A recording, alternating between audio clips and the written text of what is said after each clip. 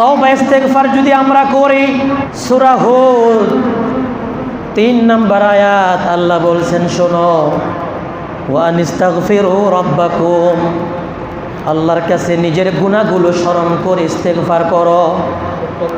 ওয়া আনিস্তাগফিরু রাব্বাকুম সুম্মা তুবু ইলাইহি, শুধু ইস্তেগফার নয়, তওবা করে আল্লাহর কাছে ফিরো। যদি ইস্তেগফার করো আর তওবা করো, আল্লাহ তাআলা কি দিবেন? কি দিবেন? আল্লাহ ওয়াদা করলেন, সুন্দর জীবন চাও, ভালো জীবন চাও, খুব ভালো থাকতে চাও, এই আয়াতের কথা মনে করে পড়ো। আল্লাহ বলেন, ইউমাত্তিউকুম মাতাআন হাসানান ইলা আজালিম মুসাম্মা, নির্দিষ্ট একটা কাল পর্যন্ত আল্লাহ তোমাকে সুন্দর জীবন উপভোগ করার ব্যবস্থা করে দিবে। সুবহানাল্লাহ বলেন। ইস্তেগফার যদি তুমি করো, আল্লাহর কাছে ফিরে থাকো, তওবা করতে থাকো, চলে আসো আল্লাহর কাছে, আল্লাহর ওয়াদা, ইউমাত্তিউকুম মাতাআন হাসানা ইলা আজালিম মুসাম্মা, একটা নির্দিষ্ট কাল পর্যন্ত তোমাকে আল্লাহ ভালো জীবনের ব্যবস্থা করে রাখবে।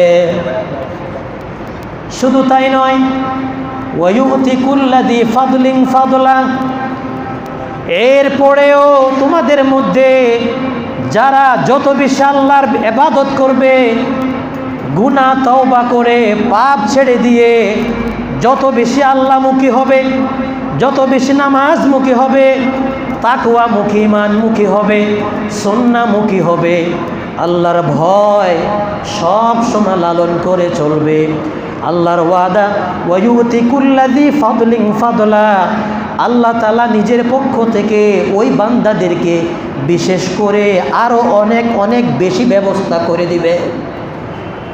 অন্যান্য মানুষদেরকে সুন্দর জীবনের ব্যবস্থা তো করেই দিবেন, ইস্তেগফার তওবা করে পাপাচার ছেড়ে দিলে সুন্দর জীবনের ব্যবস্থা ওয়াদা আল্লাহ করছেন।